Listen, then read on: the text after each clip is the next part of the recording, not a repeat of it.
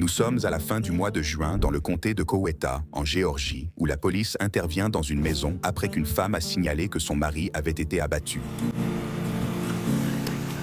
Moi non plus, il se passe quelque chose. Le coup de feu est parti.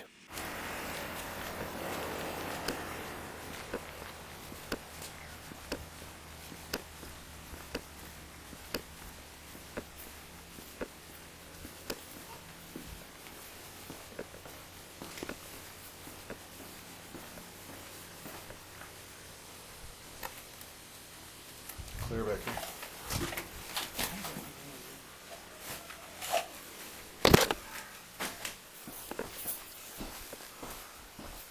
Shérif Olbajo.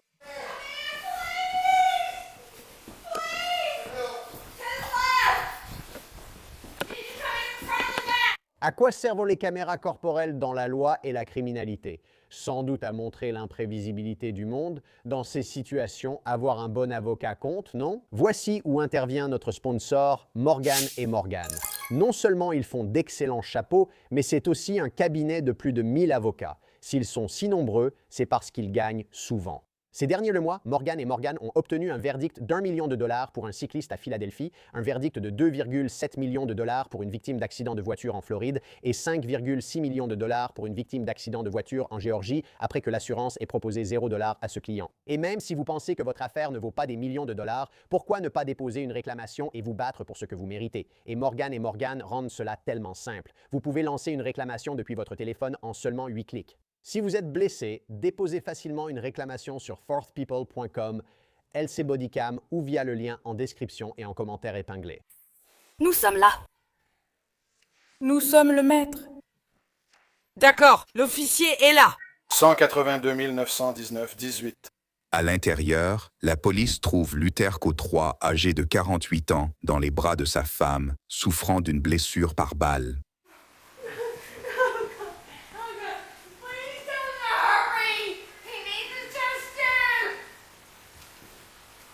Vous avez une loi sur la scène de crime. Négatif. Et Taylor? Taylor, oui, négatif. Il a besoin de témoignages. Laissez-le faire.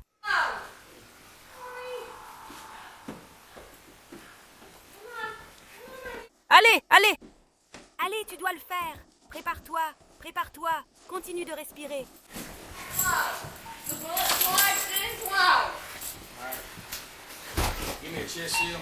Non, je suis dans l'autre. Il a déjà eu du mal à craquer. Plus d'oreilles. Il n'a pas traversé de part en part. 9 oreilles là-bas. Je m'inquiète pour nous. On saura notre taille. Très bien, madame. Par ici, madame.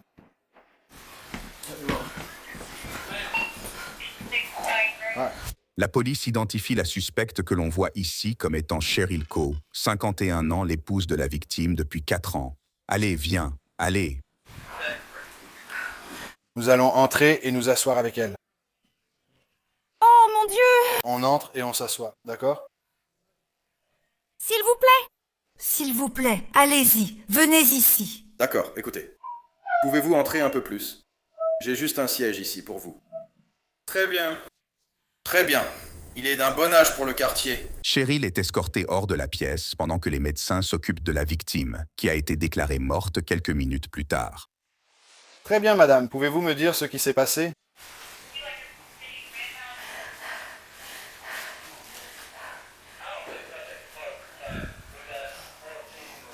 Il était dans l'atelier. Il était dans l'atelier depuis que je suis rentrée à la maison. D'accord. J'ai bu 4 ou 5 Angry Orchard toute seule sur la terrasse derrière. Je suis allée me coucher. J'ai pris mes médicaments avant de me coucher. Il est entré en criant. Et j'ai attrapé le pistolet sur la table de nuit et j'ai commencé à tirer parce que j'avais peur. Tu avais peur de lui? Non, je ne savais pas qui c'était. D'accord. Je ne savais pas qui allait entrer. J'ai juste besoin que quelqu'un entre dans la maison en criant. Il faut qu'on trouve les portes ouvertes. Oh mon Dieu. Oh. Mon Dieu! Allez! Nous allons sortir d'ici à pied, d'accord? Nous allons sortir d'ici à pied. Asseyez-vous juste là. Cheryl donne sa première version de ce qui se serait passé, laissant un officier avec des soupçons apparents. Elle a bu 5 ou 6 bières sur la terrasse arrière pendant qu'il était à l'atelier. Elle a pris ses médicaments et s'est allongée. Il est entré en criant, elle a eu peur, a pris le pistolet et tiré. Mais cela n'explique pas pourquoi il est nu. Et ça n'explique rien du tout. Ça n'a aucun sens pour moi. Ensuite, Cheryl est déplacée vers l'allée pendant que les secours continuent d'intervenir. Aucune idée, madame.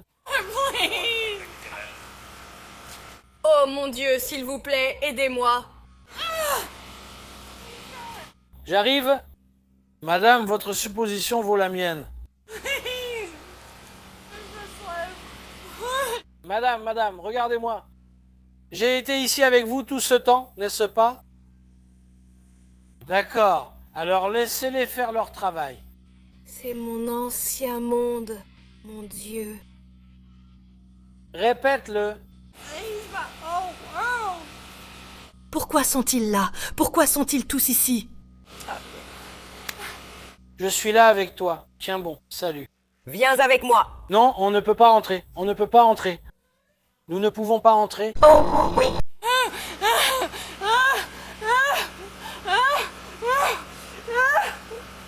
On ne peut pas entrer, d'accord? Oh mon Dieu, s'il te plaît. Pourquoi tu ne t'assois pas simplement? Assieds-toi simplement. Oh, s'il te plaît. Pourquoi sont-ils tous ici? Non. Non. Non. Non. Pourquoi sont-ils là? Je ne suis pas ici. Non, je veux juste savoir ce qui se passe avec mon mari. Je pense que tu sais déjà ce qui se passe. Je ne sais pas. Ah. On y va. Nous sommes...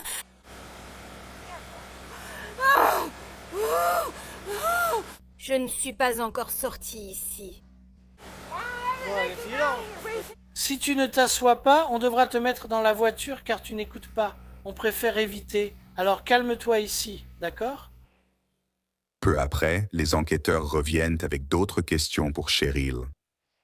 Je m'appelle Gir, d'accord? Je travaille au bureau du coroner. D'accord? Et voici Sean. Ça... Écoutez-moi, honorable. Il faut m'écouter. Redressez-vous. Nous savons ce qui se passe ici. Alors... D'accord, dis-moi ce qui s'est passé ce soir.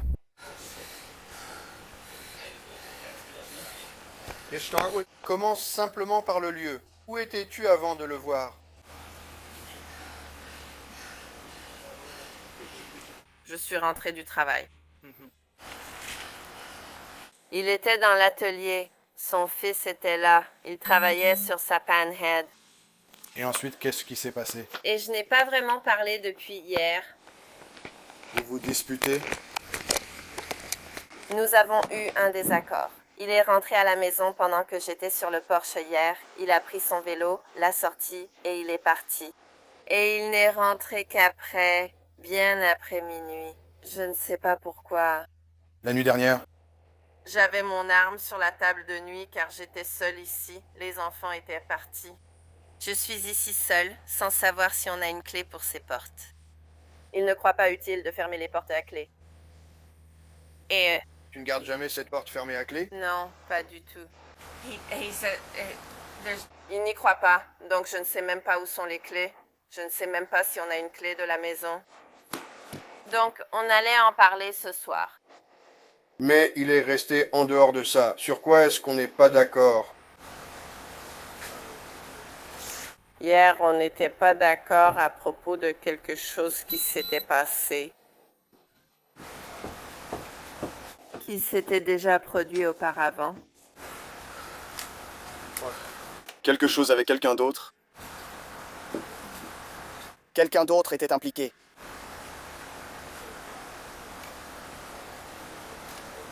Pas particulièrement. D'accord.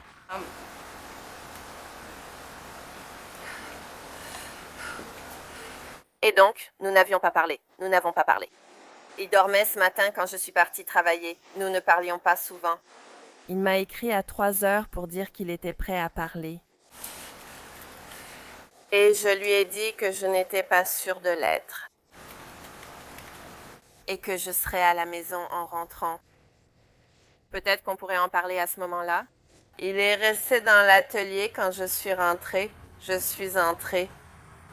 J'ai bu plusieurs Angry Orchards. À quelle heure es-tu rentré ici? Vers 5h30. Je ne l'ai pas vu en rentrant. Je l'ai entendu, lui et la musique là-bas. Je comprends. Son fils était ici. Son fils est entré dans le garage et m'a demandé de remettre la dinde sauvage au congélateur car il ne trouvait pas le verre qu'il avait demandé. J'ai remis la dinde sauvage au congélateur et rangé les courses. Je suis sortie avec un Angry Orchard et me suis assise sur la terrasse arrière. Je m'assois toujours sur la terrasse arrière tous les jours et je bois quelques bières. Parfois, je prends un peu de Captain Morgan dans du Dr Pepper ou bien un Angry Orchard, comme ce soir. C'est ce que j'ai pris. Il était encore dans l'atelier. J'ai décidé qu'il fallait que j'aille me coucher parce que je dois ouvrir demain. Je suis allée dans la chambre et j'ai pris mes médicaments. Il était toujours ici. Je me suis endormie. Et puis j'ai entendu quelqu'un entrer en criant. J'ai juste tendu la main vers ma table de nuit et attrapé mon arme parce que c'était la seule chose à faire. Donc, Tu as attrapé ton arme et... Et ensuite, j'ai tiré 2 fois. Et j'ai compris que c'était lui après lui avoir tiré dessus, quand il m'a dit que je l'avais blessé. Tu l'as vu? La porte de la chambre était... Non, la porte de la chambre était fermée. J'ai des rideaux occultants aux fenêtres. Non. Non. La télé était-elle encore allumée à ce moment-là? La télé était allumée, mais je ne pouvais pas. Toutes les portes étaient fermées. Y a-t-il quelqu'un d'autre ici? Non. Tu es sûr? Il n'y a personne d'autre. Non. C'était juste nous deux. Son fils était parti il y a quelque temps. J'ai entendu son camion partir, mais j'étais encore sur la véranda à l'arrière et lui, il était encore dans l'atelier.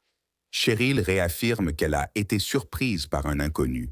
Mais ensuite, les enquêteurs veulent en savoir plus sur cette dispute présumée. Quand vous aviez ce désaccord, est-ce que c'est devenu physique? Non, tout s'est passé par message texte. Nous ne nous sommes même jamais vus.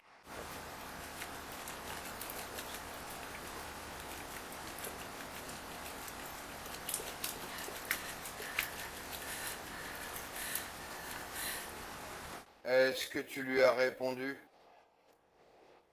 Après qu'il ait dit que je l'avais visé? Non, quand il criait. Non, j'ai juste attrapé le pistolet parce que tout ce que j'entendais, c'était des cris. Et j'étais dans le brouillard. J'étais déjà endormie. De quoi vous disputiez-vous exactement? Était-ce à propos d'une autre femme? Parlait-il peut-être de divorce? Est-ce toi qui parlais de divorce?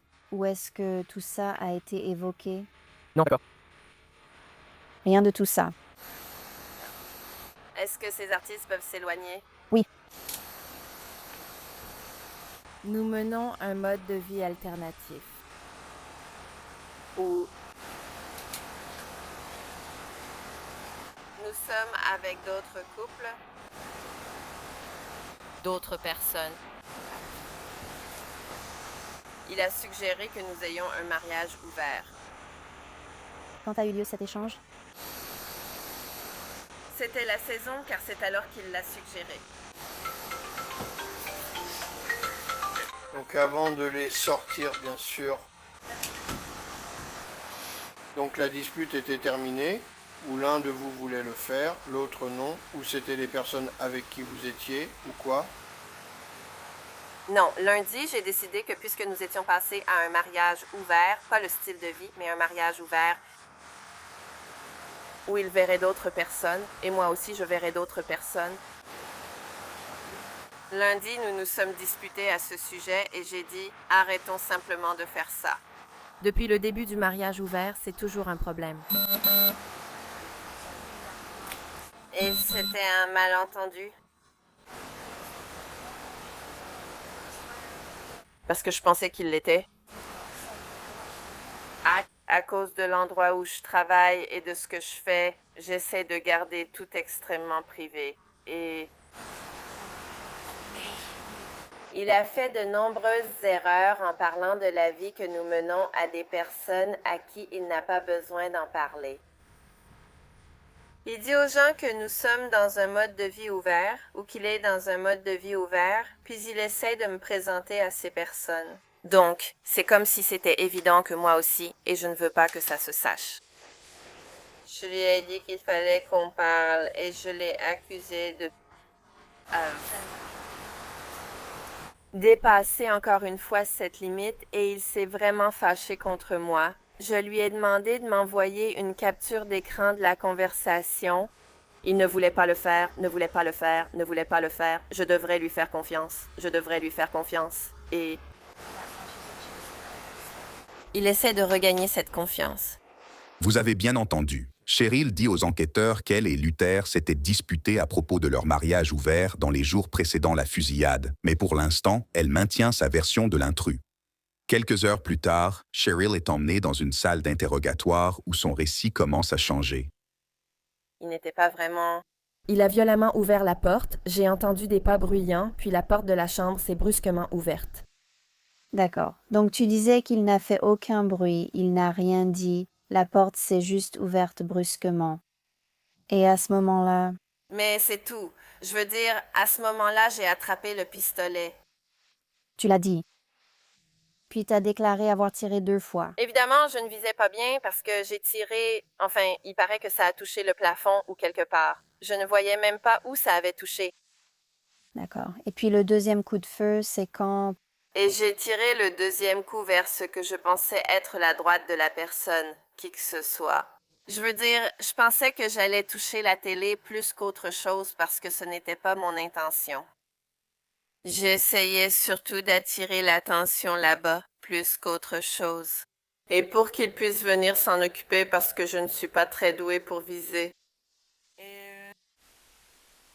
Je ne l'ai même pas réalisé jusqu'à ce qu'ils disent « Cheryl, tu m'as tiré dessus ». Comme quand t'as dit qu'il disait des choses qu'il ne devrait pas, mais il les disait quand même. C'était seulement si on était dehors. Je veux dire, il n'avait aucun problème à dire à n'importe qui, même à un parfait inconnu, que nous étions dans un mariage ouvert. Et je veux dire, c'est la ville où j'ai grandi. Nous avons grandi très différemment. Il ne se souciait pas de ce que les gens disaient ou pensaient de lui. Moi, oui.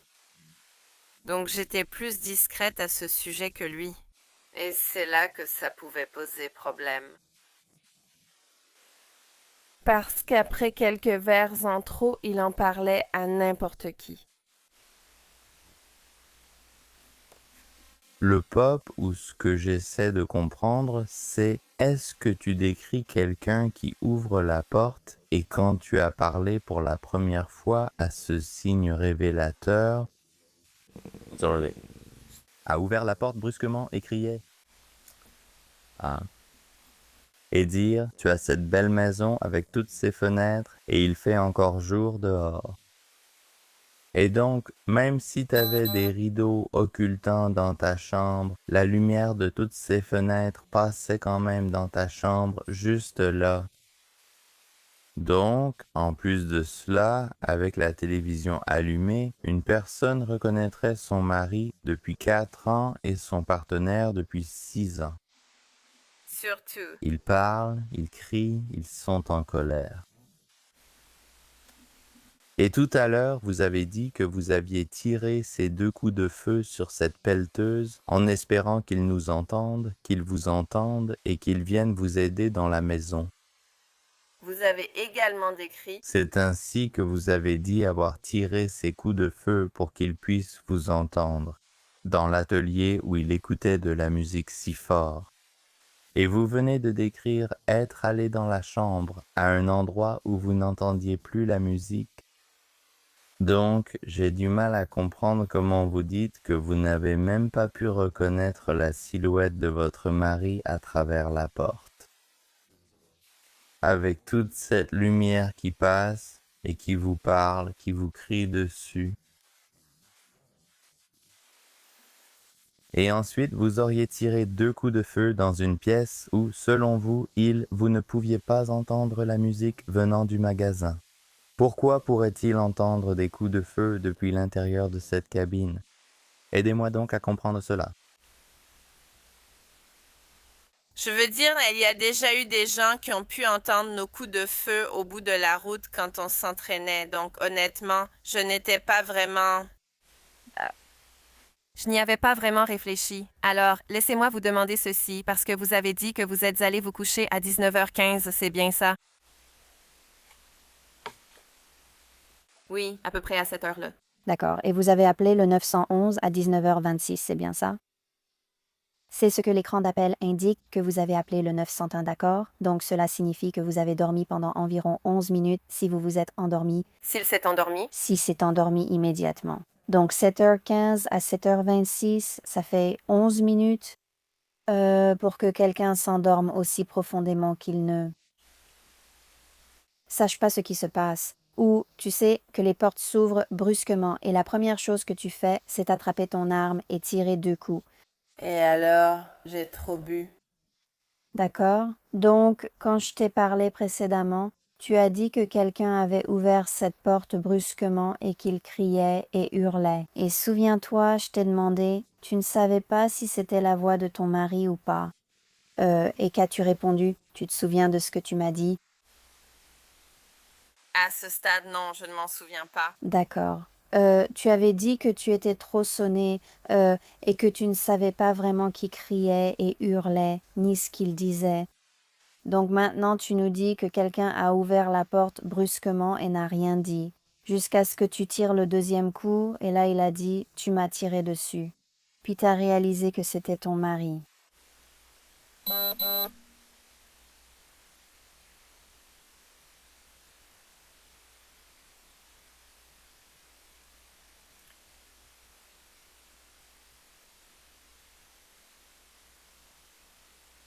Donc on essaie juste de comprendre tout ça. Et écoutez, si vous vous êtes disputé ou s'il s'est passé quelque chose avant que vous tiriez, dites-le nous, dites-le moi, dites-le moi. Dites-le moi maintenant pour qu'on puisse vous aider. Les détectives confrontent Cheryl aux incohérences apparentes de son histoire avant que la situation ne prenne soudainement un tournant dramatique. Il est entré, a ouvert la porte brusquement et il me criait dessus. D'accord? Qui? Quand tu dis qui est-ce? D'accord. Il criait. Et jetait des objets, m'a attrapé et... Il m'a dit que si je ne voulais pas lui parler, je devais aller dormir dans l'autre pièce et il me tirait hors du lit et que...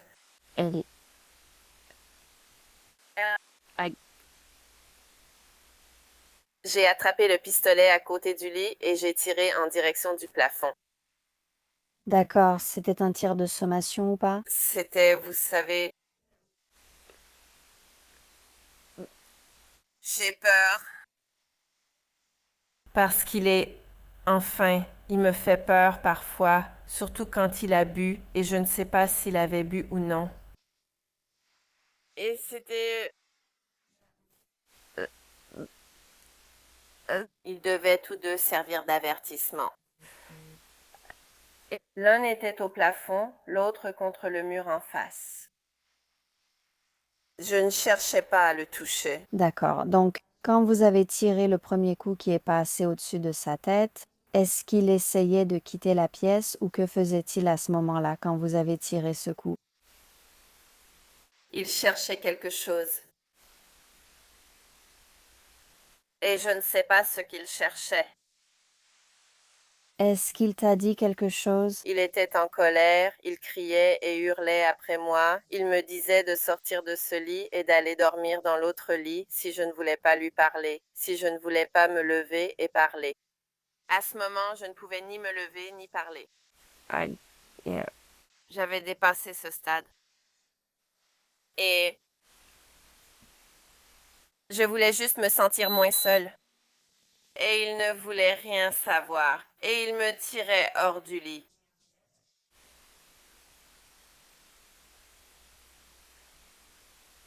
J'essayais juste de frapper le mur derrière la télé pour lui faire peur ou pour qu'il parte.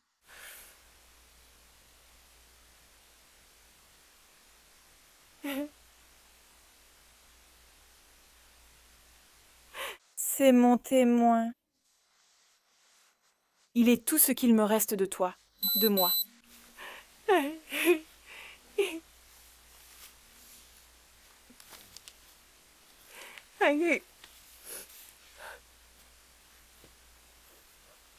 Je ne peux pas faire ça sans lui. Et je n'ai jamais voulu faire ça. Jamais, jamais je n'ai voulu faire ça. Les enquêteurs établiront plus tard que Luther a été blessé par balle à bout portant, l'arme étant appuyée contre sa peau lors du tir. Après une longue procédure judiciaire, Cheryl a finalement été reconnue coupable en août 2025 de meurtre avec préméditation, de meurtre criminel et d'agression aggravée. Elle a été condamnée à la perpétuité sans libération conditionnelle. Abonnez-vous pour accéder facilement aux dernières actualités de Law and Crime Bodycam.